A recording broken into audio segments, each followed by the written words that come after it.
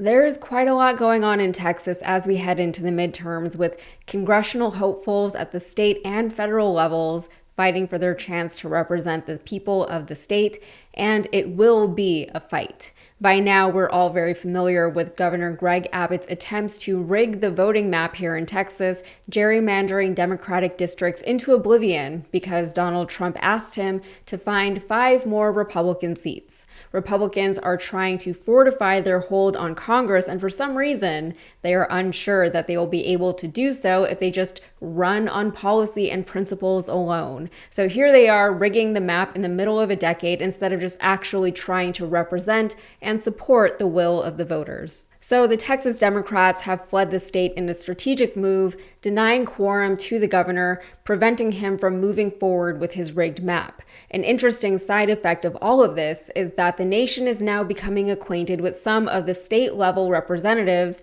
that we here in Texas are already very familiar with.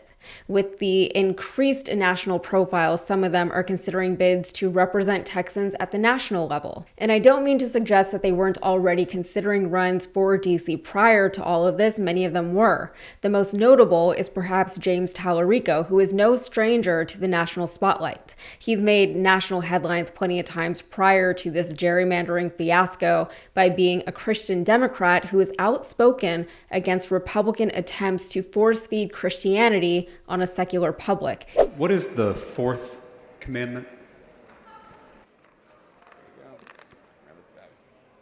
Keep the Sabbath. Part of keeping the Sabbath holy is not working on the Sabbath. That is, yeah. What day is the Jewish Sabbath? It is on Saturday. And what day is it today? It is Saturday.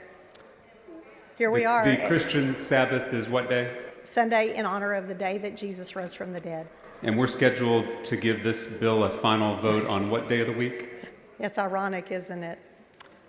Would you be willing to postpone your bill so that we're not breaking the 10 Commandments by working on the Jewish or Christian Sabbath? I love that you said that, because you're saying that you'd rather tell people to follow the 10 Commandments than follow it yourself? It shouldn't be noteworthy that an elected official actually understands and protects the separation of church and state.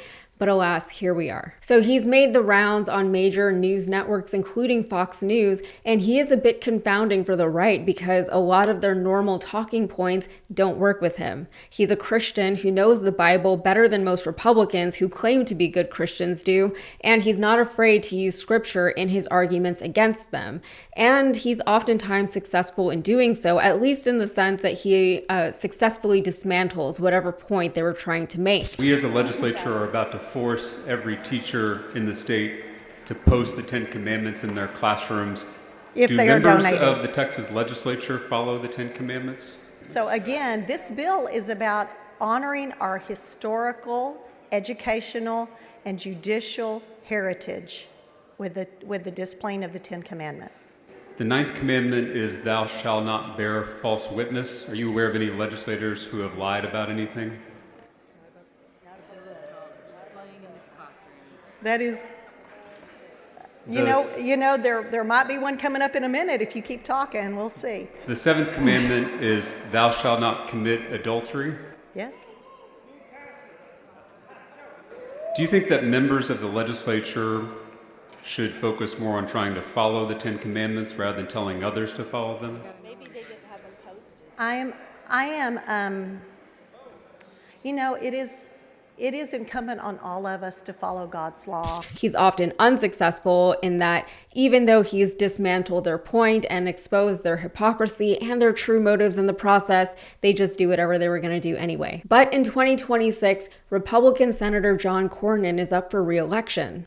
While an obvious Democratic frontrunner has yet to emerge, Cornyn is already being primaried by one of the worst Texas Republicans, which is saying something, and that is Ken Paxton. Paxton is super MAGA, and he is running on the grounds that Cornyn is not MAGA enough, even though Cornyn has voted with Trump 99% of the time, and that is according to his own political ad that's been circulating on local news channels here in Texas.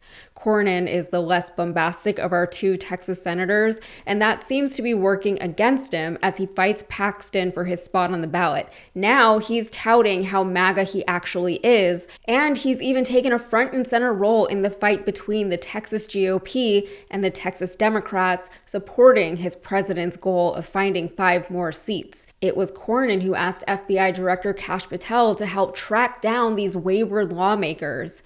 But we're on to his game. This local headline from the Houston Chronicle asks, has John Cornyn turned himself more MAGA to win his primary? Democrats say the guy they used to work with is not the same guy sicking the FBI on them.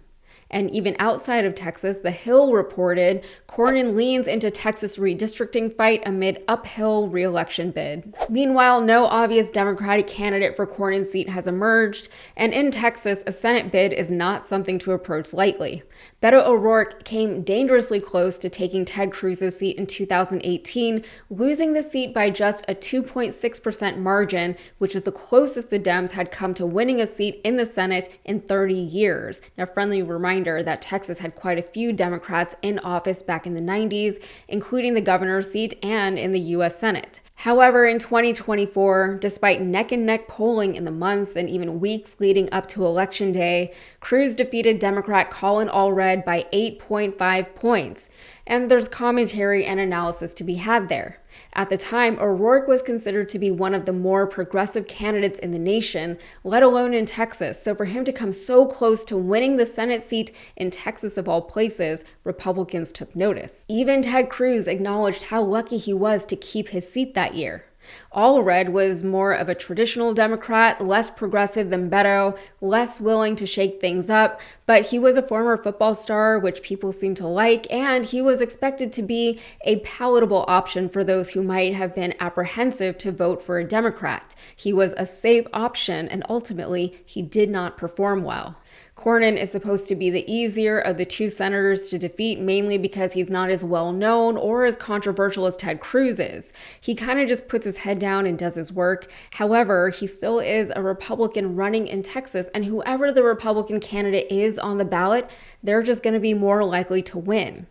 Talarico, however, is reportedly considering taking on the task, and he seems to be as well positioned as anyone to actually win. Again, it would be a long shot regardless of who the Democrat is, but if anyone could pull it off, it would probably be him. It also doesn't hurt that Joe Rogan really likes Talarico. He wants him to run for president, let alone senator.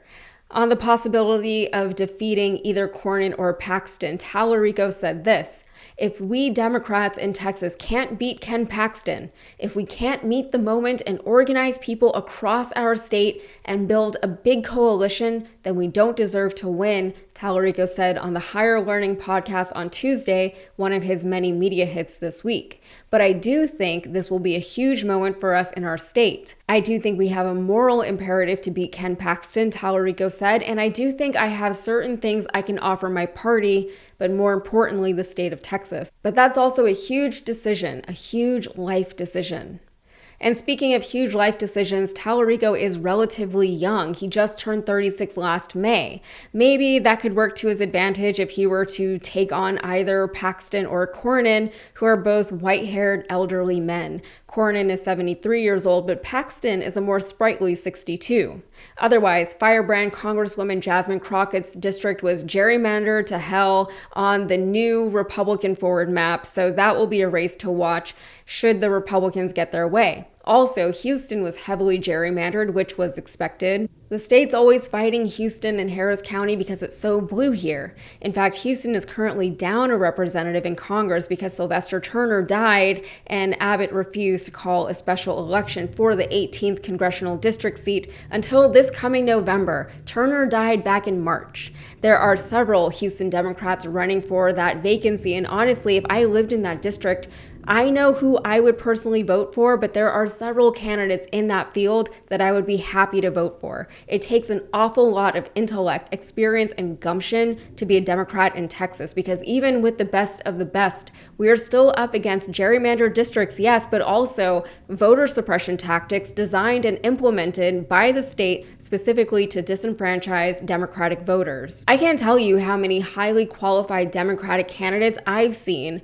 running for office at the local level, only for them to lose their races to wholly unimpressive MAGA Republicans. That's just the way it goes sometimes in a state like this one, which is why I don't fault people like Beto O'Rourke who keep running and losing. You just have to keep trying. And in between the time that you're running for races, you do your best to serve your community outside of elected office, which is what a lot of them do. All right. That is it for me. If you got anything out of this, please like the video and subscribe to the channel for more.